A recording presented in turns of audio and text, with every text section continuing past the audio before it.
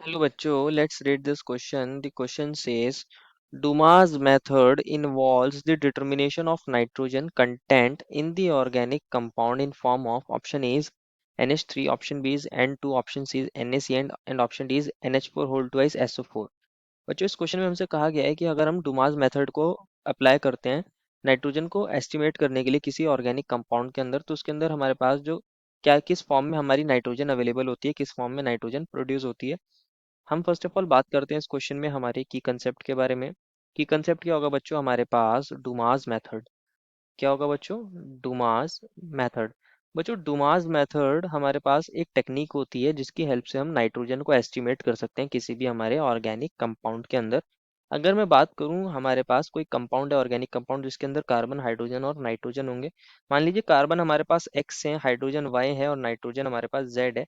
अगर हम इसको हीट करते हैं कॉपर ऑक्साइड के साथ बच्चों, तो यहाँ एक रिएक्शन हो जाती है और इस रिएक्शन में हमारा बनता है कार्बन डाइऑक्साइड, साथ में बनता है हमारे पास वाटर, और बनता है हमारे पास N2 गैस। कौन सी गैस बनती है? N2 गैस बनती है और साथ में हमारे पास यहाँ बनता है बच्चों कॉपर। अगर मैं इस रिएक्शन को बैलेंस करना चाहूँ तो मैं इसको बैलेंस कर सकता हूँ। मान लीजिए मेरे पास स्टार्टिंग में एक्स कार्बन थे, वाई हमारे पास हाइड्रोजन है और जेड नाइट्रोजन है। तो इसको मैं डायरेक्टली बैलेंस कर सकता हूँ बच्चों, और आप इसको याद भी कर सकते हो कि हमारे पास जो कार्बन डाइऑक्साइड बनती है वो एक्स बनेगी, हमारे पास जो वाटर बनेगा वो वाई/2 बनेगा, और नाइट्रोजन जो बनेगा वो जेड/2 बनेगा। और हमारे पास जो कॉपर बनता है बच्चों वो कितना बनता है? 2x+y बनता है, 2x+y/2। ये हमारे पास कॉपर बन रहा है। और अगर मैं इसको लेफ्ट हैंड साइड को बैलेंस करना चाहूँ तो मैं यहाँ अप्लाई कर सकता हूँ कॉपर ऑक्साइड के आगे 2x+y/2।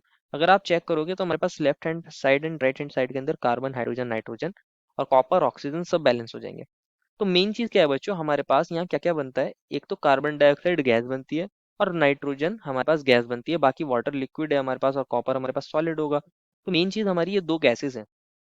हम क्या करते हैं, एक ट्यूब के अंदर इन दोनों गैसेस को पास करते हैं और उसके अंदर हमारे पास कौन होता है? हमारे पास उसके अंदर होता है हमारा KOH, that is potassium hydroxide solution, और उसके अंदर वो प्रेजेंट होता है।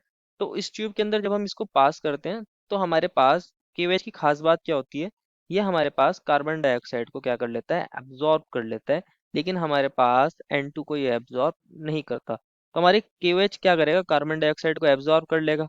और हमारे पास नाइट्रोजन जो होगा बच्चों, जितना भी नाइट्रोजन गैस होगी वो इसके अंदर हमारे पास इकट्ठी हो जाएगी, एक ऊपर वाले फेस के ऊपर इकट्ठी हो जाएगी, अपर लेवल में इकट्ठी हो जाएगी।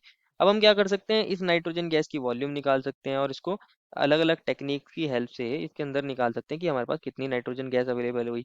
अब जितनी भी नाइट्रोजन यहाँ हमारे पास प्रेजेंट होगी, जितनी भी हमारे पास यहाँ डेवलप हो जाएगी, प्रोड्यूस हो जाएगी, उतनी ही नाइट्रोजन हमारे पास ओरिजिनली क्या होगी? ऑर्गेनिक कंपाउंड के अंदर प्रेजेंट रही होगी। तो इस वे में हम क्या कर सकते हैं, नाइट्रोजन निकाल सकते हैं कि हमारे ऑर्गेनिक कंपाउंड में इनिशियली कितनी नाइट्रोजन प्रेजेंट थी। हम इस बेसिस पर उसका परसेंटेज भी निकाल सकते हैं। तो इस वे में हम क्या करते हैं, डुमास मेथड की हेल्प से नाइट्रोजन का एस्टिमेशन कर लेते हैं। मेन चीज क्या है कि हमारी यहाँ कौन सी गैस बन रही है? नाइट्रोजन गैस बन रही है।